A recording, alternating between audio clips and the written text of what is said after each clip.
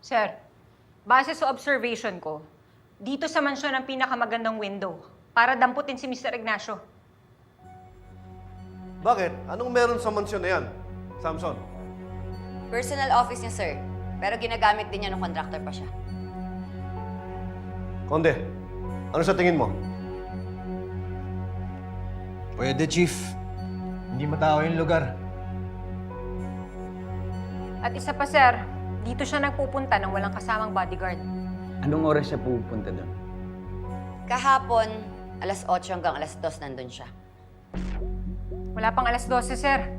May oras pa para makapwesto tayo na maganda. Sir, kasama ako. Pero sir, di pa pinapabuntutan ka ni Mayor? Oo nga, Tonyo, baka mas mabuting huwag ka na sumama. Ituloy mo na ang iligaw yung buntot mo. Agree ko sa kanila. Mas mahihirapan silang pumasok kapag sumama ka pa.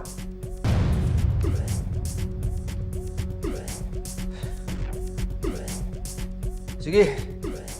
Ako nang bahala dun sa bumubuntot sa akin. Sisiguraduhin kung hindi sila makakastorbo sa inyo.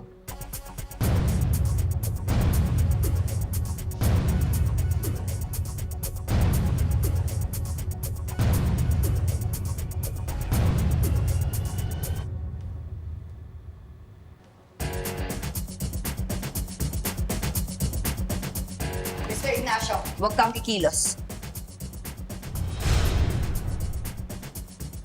Teka, sino kayo? Mga pulis kami. Ano ba, kailangan niyo ng pera?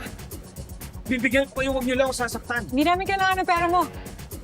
Sumama ka sa amin. May pupuntahan tayo. Teka lang, ano ba? Opo. Teka lang. Saan niyo ako dinala? Akala ko ba mga pulis kayo? Is this even legal?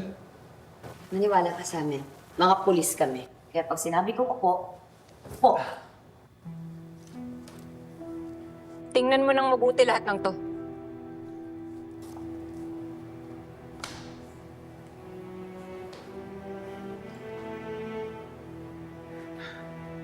Ano bang gusto niyo? Marami kaming ebidensya laban sa'yo. Dalawa lang ang pagpipilian mo. Makikipag-cooperate ka sa amin o dadalhin namin lahat ng meron kami sa prosecutor. Iiwan ka namin doon hanggang sa mabulok ka. Ano bang cooperation ang gusto niyo sa akin?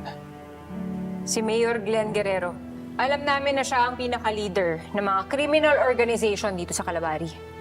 Ngayon, kung makikipag-cooperate ka sa amin, sisiguraduhin namin na hindi ka makukulong.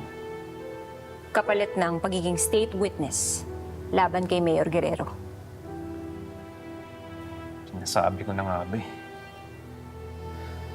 Pero alam niyo, baliwala lahat ng mga sasabihin mo laban kay Mayor.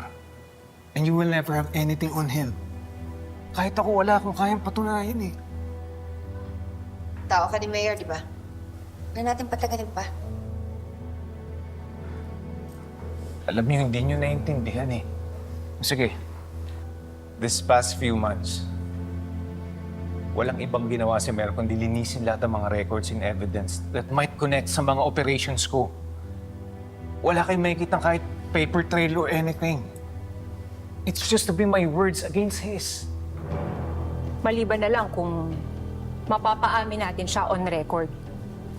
Alam niyo, mula nang makaamoy si Mayor na iniimbestigahan niyo siya, naka-radio silence ng buong organization. Kaya kahit anong sabihin ko sa kanya, talagang hindi siya magpapakita sa akin.